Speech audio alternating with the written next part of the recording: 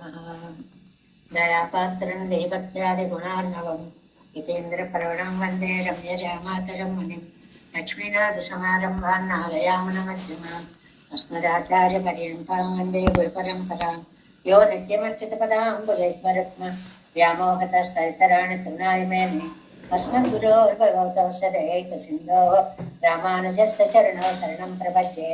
माता पिता युवतयस्तनया विभूति सर्वं यदेव नियमेन मदन्मयानाम् आद्यस्सन कुलपतेर्वकुलाभिरामं श्रीमत्तदङ्ग्रीगणं प्रणमामि मूर्ध्ना भूतं सरस्य मादाभयभट्टनाद श्रीभक्तिसारकुलशेखरयोगवाहान् भक्ताञ्जलेन परकालयतीन्द्रमिश्रान् श्रीमत्पराङ्कुशमुनिं प्रणतोऽस्मि नित्यं नादं पङ्कजनेत्तरामयमुनावास्तव्यमालादरान् योगीन्द्रं कुलकेशचन्द्रजलदिं गोविन्दपुरादिपौ भट्टार्यन्निगमान्तयोगी जगदाचार्यो स कृष्णद्वयो वन्दे माधवपद्मनाभसुमनकोले सदेवाधिपान् नमो वेदान्तवेद्याय जगन्मङ्गलहेतवे यस्य वाक् अमृतासारपूरितं भुवनत्रयं वेदान्तवेद्यामृतवारिरासेः वेदार्थसारामृतपौरमक्लिं आदाय वर्षन्तमां प्रपद्ये कारुण्यपूर्णं कल्वैरिदासं श्रीमत्कृष्णसमाह्वाय नमो यामनसूनवे यत्कटाक्षैकलक्षाणां सुलभश्रीधरः सदा श्रीकृष्णपादपादाब्जै नमामि सरसा सदा यत्र साधप्रभावेन सर्वसिद्धिरभून्मम लोकाचार्याय गुरवे कृष्णपादस्य सूनवे संसारभोगसन्दष्टजीवजीवातवे नमः श्रुत्यर्थसारजनकं स्मृतिबालमित्रं पद्मोल्लसद्भगादङ्घ्रिपुराणबन्धुं ज्ञानादिराजमभयप्रदराजपुत्रम् अस्मद्गुरुं परमकारुणिकं नमामि द्राविडाम्नाय हृदयं गुरुपरवक्रमागतं रम्यं जामातृदेवेन दर्शितं कृष्णस्वामिना सुन्दरजामातृमुने प्रपद्ये चरणाम्बुजं संसारार्णवसंमग्नजन्तुसन्तारपोतकं नमोऽस्तु देवराजाय चतुर्ग्रामनिवासिने रामानुजार्यदासस्य सुताय गुणसाविने नमः श्रीशैलनाथाय कुन्तीनगरजन्मने प्रसादलब्ध परमप्राप्य कैङ्कर्यशालिने श्रीशैलेश दयापात्रं धीभक्त्यादिगुणार्णवं यतीन्द्रप्रवणं वन्दे रम्यं जामातरं मुनिं श्रीरङ्गसिंहगिरिदेशकपादसेवा प्राप्ताखिल द्रविडवेदरहस्यजातं श्रीगौतमान्वयजम् आश्रितभागधेयं गोपालदेशिकमहं शरणं प्रपद्ये कौशिकान्वयसञ्जातं वेङ्कटार्यतनूभवं वेदान्ताचार्यसशिष्यम् उडयवर्लमां भजे श्रीमद्वेङ्कटरङ्गार्य शिष्यं सच्छिष्यसेवतिं श्रीलक्ष्मणार्यविबुधं संश्रये देवी दीप्तये ॐ अस्मद्गुरुभ्यो नमः भक्तामृतं विश्वजनानुमोदनं सर्वार्धदं श्रीषट्कोपवाङ्मयं सहस्रशाखोपनिषत्समागमं नमाम्यहं द्राविडवेदसागरं திருவழுதினாடென்னும் தென்குருகூரென்னும் மறுவினியவன் பொருநல் என்றும் கருமறைகள் அந்தாதி செய்தான் அடியினையே எப்பொழுதும் சிந்தையாய் நெஞ்சை தெளிந்து மனத்தாலும் வாயாலும் மண்புலோர் பயணம் இனத்தாரை எல்லாதிரைஞ்சேன் தனத்தாலும் ஏதும் விரைவிலேன் என் தைசடுகோபன் பாதங்கள் யாம் உடைய பத்து எந்த பெருங்கீர்த்தி ராமானுசமனிதர் வாயந்த மலர்பாதம் வணங்குகின்றேன் ஆயந்த பெரும் சீரார் சடகோபன் செந்தமிழ் வேதந்தரிக்கும் பேராத உள்ளம் பெறா வான் திகழும் சோலை மதிலரங்கள் வன்புகழ் மேல் ஆன்ற தமிழ் மறைகள் ஆயிரமும் என்ற முதல் தாய் சடகோபன் மயம்பாள் வளர்த்தைதத்தாய் இரமானுசன் மிக்கவரே நிலையும் ஐயாமையர் நிலையும் தக்க நிறையும் தடையாகி தொக்கியிலும் உள்வினையும் வாழ்வினையும் ஓதும் குருகை அருகோன் யாழிசை வேதத்தியல் நம்மாழ்வார் திவ்ய திருவடிகளே சரணம் எம்பெருமானார் திவ்ய திருவடிகளே சரணம் ஜெயர் திவ்ய திருவடிகளே சரணம் ஓம் అస్మద్గురుభ్యో నమః. జై శ్రీమన్నారాయణ. భాగవత గోష్ఠికి దాసోహాలు సమర్పిస్తూ ఇది కూడా నమ్మాళ్వార్ల యొక్క ఆర్తినే తెలియచేస్తుంది. உன்னிலாவிய ஐவரால் குமை தீர்த்து என்னை உன் பாத பங்கயம் நன்னிலாவகையே நலிவான் எண்ணம் எண்ணுகின்றாய் எண்ணிலா பெருமாயனே இமையோர்கள் ஏத்தும் உலகும் உன்னுடை அண்ணலே அமுதே அப்பனே என்னை ఆళ్వానే. ఇది భగవంతుడి దగ్గరికి వెళ్ళినప్పుడు మనం ఎక్కడైనా మన మనస్సుని ఆవిష్కరించడానికి మొహమాట పడతాం, కానీ పెరుమాళ్ళ దగ్గరికి వచ్చేటప్పటికి మనస్సు విప్పి ఆయనతో మాట్లాడతామండి. ఎంతగా అంటే ఇంకా ఎవరు వింటారు, ఎవరు చూస్తారు, దీనివల్ల నాకెక్కడ అవమానమో సిగ్గో బాధో ఇలాంటి మాటలు ఏవి కూడా ఉండవండి. అలాగా ఆత్మ నివేదన చేసుకునేటువంటి ఒక అద్భుతమైనటువంటి తిరువాయిమొழிగా ఈ 7వ పత్తుని మనకి అందిస్తున్నారు. ఇందులో ఆత్మ నివేదన అనేటువంటిది ఎలా జరిగింది అనే దాన్ని మనం చెప్పుకుందాం. పుస్తకం దగ్గర పెట్టుకోవడం మర్చిపోయాను, ఒక్క నిమిషం. என்னை உன் பாத பந்தயம் உன்னன்னிலாவகையே நலிவான் இன்னம் எண்ணுகின்றாய் எண்ணிலா பெருமாயனே இமையோர்கள் ஏத்தும் உலகம் உன்னுடைய அண்ணலே முகே அப்பனே என்னை ఆళ్వానే. ఇందులో ఆకించన్యం అనే ఒక మాట మనం ఎప్పుడూ చెప్పుకుంటూ ఉంటాం. నా దగ్గర ఏమీ లేదు, అయినా నువ్వు రక్షించాలి, కించిత్ కూడా లేదు అనే భగవంతుడే మనకు ఉపాయం, ఆయనే రక్షించాలి. అసలు ఉపాయమేదో ఉపేయమేదో అది కూడా నాకు తెలియదు, నేను నిన్ను నమ్ముకున్నా అంతే, అంతకంటే నేను నీకేమీ చెప్పలేను అనేటువంటి మాటని ఒక్కసారి సంసారం కేసు చూసి, బాబోయ్ ఇంత భయంకరమైనటువంటి సంసారంలో నన్ను పడేశావు, ఈ సంసారం అంతా అటువైపు ప్రవహిస్తుంటే నేను ఒక్కడిని ఇటువైపు తిరిగి నీ పాదాలను ఆశ్రయించడం కోసం వచ్చాను తండ్రి. 1 కాదు 2 కాదు, ఎన్ని కష్టాలయ్యా. ఆళ్వార్లకు అనుమానం అన్నమాట, ఏమిటి ఏమో నన్ను వదిలిపెట్టేస్తారేమో పెరుమాళ్ళు అనేటువంటి ఒక సంశయం, ఒక భయం కూడా అన్నమాట. అందువల్ల ఒక మొర, ఇది కూడా బాధతో కూడినటువంటి తిరువాయిమొழிగానే మనం తీసుకోవాలి, ఆర్తితో కూడినటువంటి తిరువాయిమొழிగా మనం తీసుకోవాలి. ఆయన్ని పెరుమాళ్ళను కోరుకున్న కొద్దీ నమ్మాళ్ళకి దుఃఖం ఎక్కువైపోతుంది. ఎప్పుడైతే మనం మనస్సుని మళ్ళించగలమో అప్పుడు దుఃఖం ఉండదండి. మనస్సు ఇంకా ఇంకా ఇంకా అటే లగ్నమైపోతుంటే దాని మీద కోరిక అంతే కదండి. లోకంలో ఎక్కడా కూడా కావాలి అని మన ఏవ మనుష్యానం కారణం బంధమోక్షయోగం, కావాలి కావాలి అని అనుకున్నామో దాని మీద కోరిక ఎక్కువైపోతుంది. దానివల్ల ఎన్నో బాధలు వస్తాయి, జయించలేకపోతాం. అది క్రమక్రమంగా పతనానికి దారి తీసేస్తుంది. అదే భగవంతుడి వైపు కనుక మనం మళ్ళించుకోగలిగాము అని. అందుకోసం ఇందులో అంటారు, ముందు ప్రతిపదార్థం చెప్పేసుకుందాం. ఎన్నిలా పెరుమాయనే, ఎన్నిలా పెరుమాయన్ 3వ పాదంలో నుంచి అన్వయం మొదలు పెడదాం. నువ్వు లెక్క పెట్టడానికి వీలు లేనన్ని మాయలు చేసేటువంటి మహానుభావుడా, అంటే నీ మాయలు ఎన్నో నేను లెక్క పెట్టలేను. ఎలాగండి, ఇది ప్రకృతిలో పడేసావు. అసలు ప్రకృతి అనే పదానికే మాయ అనే అర్థం అండి. ఇంకా మాయలో మధ్యలో పడేసినప్పుడు ఎన్ని మాయలు అని చెప్పుకునే అవకాశం ఎక్కడ ఉంటుంది? మాయను ముద్దగా చేసి ప్రకృతి అయితే ఆ ప్రకృతిలో నన్ను మధ్యలోకి పడేశావు. ఇమయ్యోరుగల్ ఏత్తుం, నువ్వు చూస్తే నిత్య సూర్యులకి కూడా పొగడడానికి అందనంత వైలక్షణ్యం కలిగిన వాడు.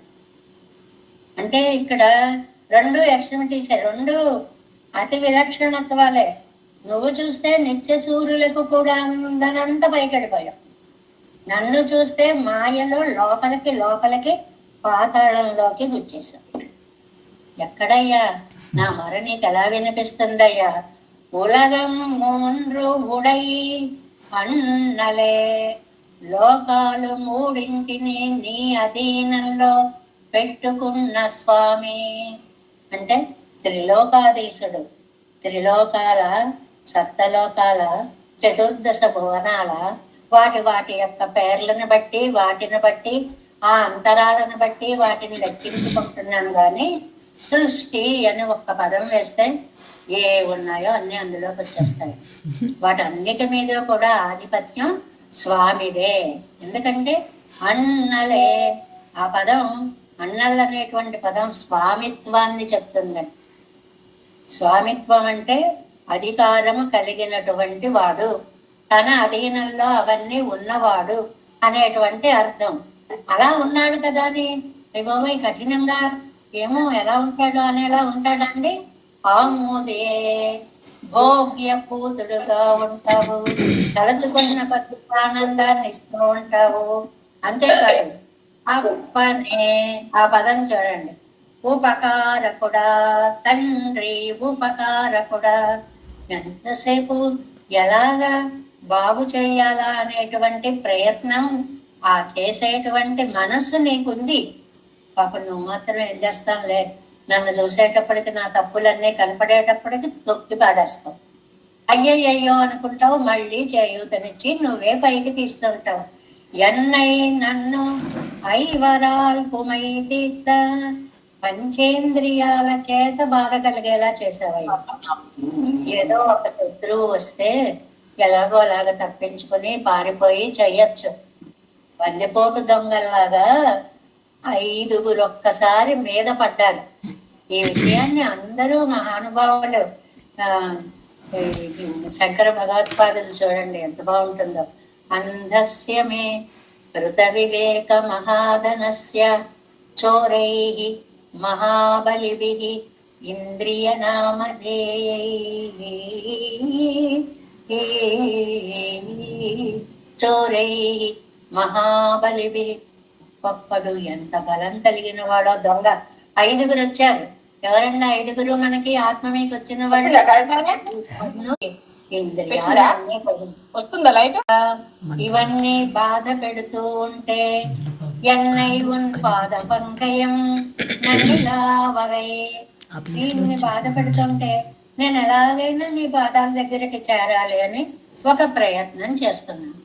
నువ్వేమో నాకు అందనంత దూరంలో నలి ఇన్నం నలివాన్, ఇంకా బాధిస్తావా.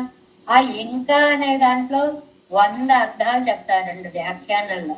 బాధించినంత కాలం బాధించావు, ఇంకా వదిలేయని సామాన్య అర్థం చెప్తారు.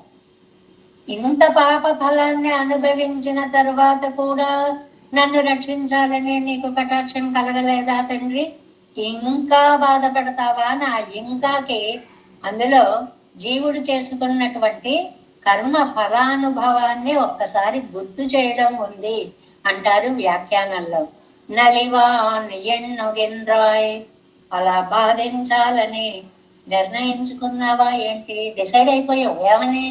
వీడు ఇన్ని పాపాలు చేశాడు, వీడు ఏమైనా సరే బాధ పెట్టేయాలి అని అంటున్నారు. అంటే ఇక్కడ వచ్చిన ప్రమాదం ఏమిటి అంటే, నువ్వే రక్షకుడు అని జ్ఞానం కలగనంత వరకు ఏమైందో, ఏం సంసారమో, ఏం బాధలో నాకు బాధ కలగల.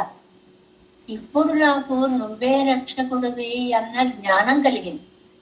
అక్కడ వచ్చింది ప్రమాదం అంతా కూడా. ఈ రక్షణ జ్ఞానం కలిగి నిన్ను సేవించాలి అని నేను నిన్ను ప్రపత్తి చేశా. ఆ ప్రపత్తి చేశాక కూడా తెలియనప్పుడు తెలియకుండా పోయింది, పర్వాలేదు. తెలిసాక నువ్వు నీ తిరువడిగళ్ళని నన్ను చేరనీయకుండా ఈ పంచేంద్రియాలనేటువంటి శత్రువుల మధ్య నన్ను పడవేసి బాధ పెడుతున్నావే, ఇది నీకు యుక్తము కాదు తండ్రి అని అంటున్నారన్నమాట. అంటే శ్రీయప్పతి, రక్షణ జ్ఞానాన్ని కలిగించావా, నిన్ను స్తోత్రం చేయాలి అనే జ్ఞానాన్ని కలిగించావా? రెండండి. అసలు ఏం తెలియనప్పుడు ఏ బాధ ఉండదు.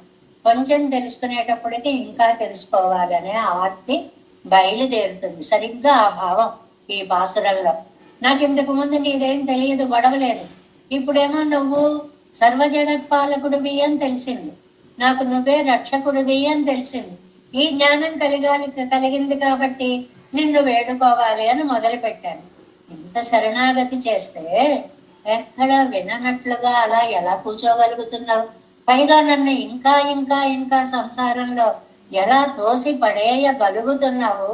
ఇది నీకు ఏమాత్రము యుక్తం కాదు తండ్రి అనేటువంటి దాన్ని మామూలు పిల్లలు చూడండి, నాకు ఇంకా ఇయ్యవా ఇయ్యవా, ఇలా చేస్తావా అలా చేస్తావా గొల్లుమని ఏడ్చినట్లే ఆళ్వార్లు కూడా పెరుమాళ్ళ యొక్క సన్నిధిలో ఆయనకు అన్ని వ్యాఖ్యానంలో అన్నీ వస్తాయి, ఒక్కొక్కటే గుర్తుకొస్తున్నాయి అన్నమాట. ఏమన్నావయ్యా భగవద్గీతలో? తానహం దుషిత క్రూరాన్ సంసారేషు నరాతమాన్ క్షిపామి అజస్రం అశుభాన్ ఆసురీస్వేవయోనిషు. ఎలా అనగలుగుతున్నావయ్యా అలాగా? నీ సంతానం కదా. కొంత కోపం వచ్చినప్పుడు అండి ఏమంటున్నామో ఏం చేస్తున్నామో తెలియదు. కొంత పిల్లలైనా సరే నన్నే ఎదిరిస్తాడా, నిన్ను ముష్టెత్తుకుని ఎలా చేస్తా అంటాడు అనుకోండి తండ్రి, ఎవరికండి నష్టం దానివల్ల? తండ్రికే కదా పరువు పోతుంది. అంత కోటీశ్వరుడు యొక్క కొడుకు ముష్టెత్తుకుంటున్నాడండి అంటే అవమానం ఎవరికి? తండ్రికే కదా. ఆ మాటను తీసుకున్నారు నమ్మాళ్ళవారు. నన్ను ఇంకా తోసేస్తా ముంచేస్తా ఏదో చేసేస్తానంటావేంటయ్యా? నీ సంతానం కదా మేము. అప్పుడు అప్రతిష్ట ఎవరికి?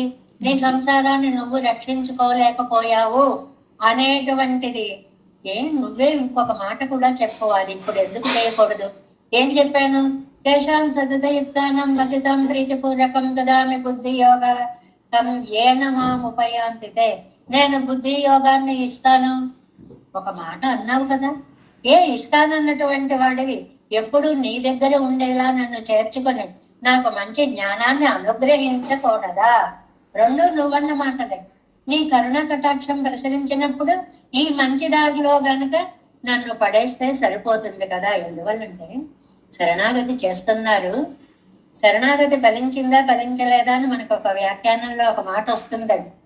ఎందుకంటే శరణాగతి ఫలించకపోతే పెరుమాళ్ళ ఆళ్వార్లని తమ వారిగా అసలు స్వీకరించరు. అయితే నా ఆళ్వార్లు అనుకుంటున్నారు ఒక భావన, మావాడే కదా ఎక్కడుంటే ఏమిటి బాగానే ఉంటాడులే అనుకుని నిర్లక్ష్యం చేస్తున్నాడేమో, తన దగ్గరికి చేర్చుకోవాలి అని ఆళ్వార్లు అనుకుంటున్నారు. పెరుమాళ్ళు ఏమనుకుంటున్నారు? ఆళ్వార్లకి ఇదే ఇంకా చరమ దేహము, దీని తర్వాత ఆయనకి జన్మ అనేటువంటిది ఉండదు. కాబట్టి ఇందులో ఈయన ఇంకొంతకాలం సేవించుకుందాం. ఎంత బాగున్నారు నమ్మాళ్ళవార్లు.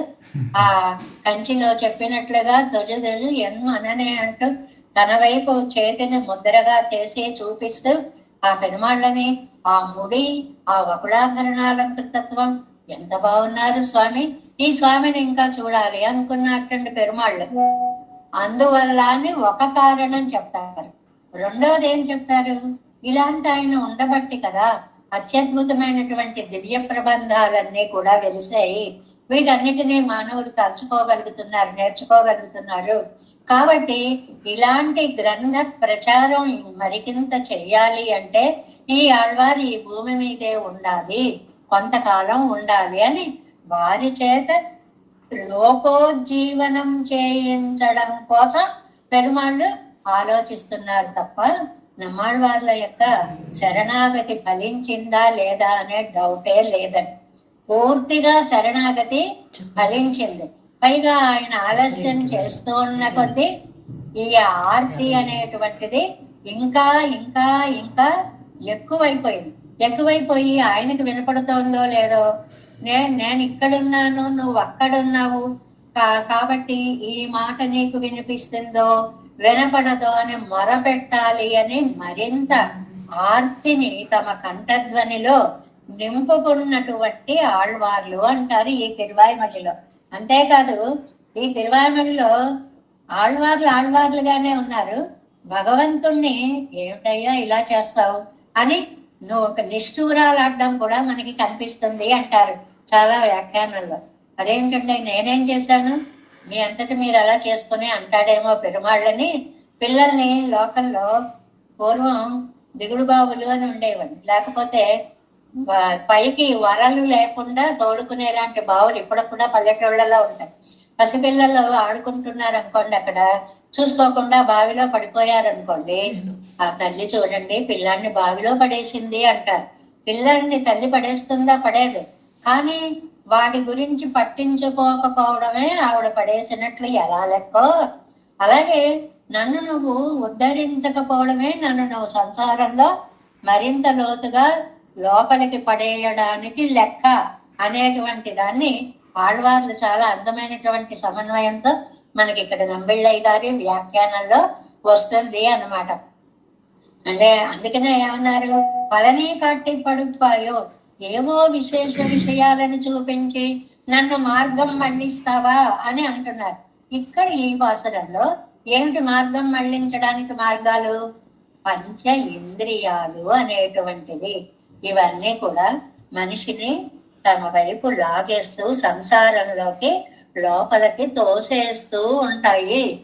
వాటి నుంచి ఆత్మని పెరుమాళ్ల వైపు రప్పించడానికి ఒక ప్రయత్నము చేయాలి. భగవంతుడు ఇంకా ఎన్నాళ్ళు పరీక్షిస్తాడు నన్ను అని ఆవేదన చెందే పాసురమే ఈ పాసురం. உன்னிலாவியாய் குமைத்தீற்றே என்னை உன் பாத பங்கயம் நன்னிலாவதையே நலிவான் இன்னம் எண்ணுகின்றாய் எண்ணிலா பெருமாயது எமையோர்கள் ஏத்தம் உலகம் முன்னுடை அண்ணலே அமுதே அப்பனே என்னை ஆழ்வானே தேவேசம் கோரநாதம் நதகித மனசம் பத்மநாபம் ரமேசம் లోకార్యం కృష్ణయుగ్మేన చ నిగమశిరోద్యోగి భట్టారకౌ చ గోవిందం పూరనాదేన చ సహ కురు కేశేందు సింహం యతీంద్రం మాలాధృత్యామునాద్యౌ మమ హృది నిదత్తే రామ పద్మాక్షనాదం తిరువరుమాల్ సేన ముదలి సెడగోపన్ నాదముని శ్రీరయ్యకొండ మణక్కాన్నంగి చంద్రమాళ వంద కురుమాలాదర குருகை பிரார் அம்பாம் எதிராசர் கோவிந்தர் கூரேசர் பட்டர் வேதாந்தமனே இரு கண்ணற்கும் உடைய நண்பெள்ளை இவர் ஈரழித்தே எந்த மாதவர் கற்பனோகர் சிவர் அருளாளர் திருவடி ஒன்றே தேவ பெருமாள் கை கொண்டருளம் திருமலையாழ்வார் பலங்கள் முன்னங்கள் சேரந்தனவே நமஸ்து தேவராஜாய சதுர்கிராம நிவாசினே ராமானுஜாரிய தாசஸ்ய சுதாய குணசாலினே நம ஸ்ரீசைலநாதாரிய శ్రీశైలేశదయా పాత్రం దీవత్యాది గుణార్ణవం యతీంద్ర ప్రవణం వందే రమ్య జామాతరం మునం వాళి తిరువాళ్ மழைப்பிள்ளை மாதக வாழ்வாழும் மணவாழமாம்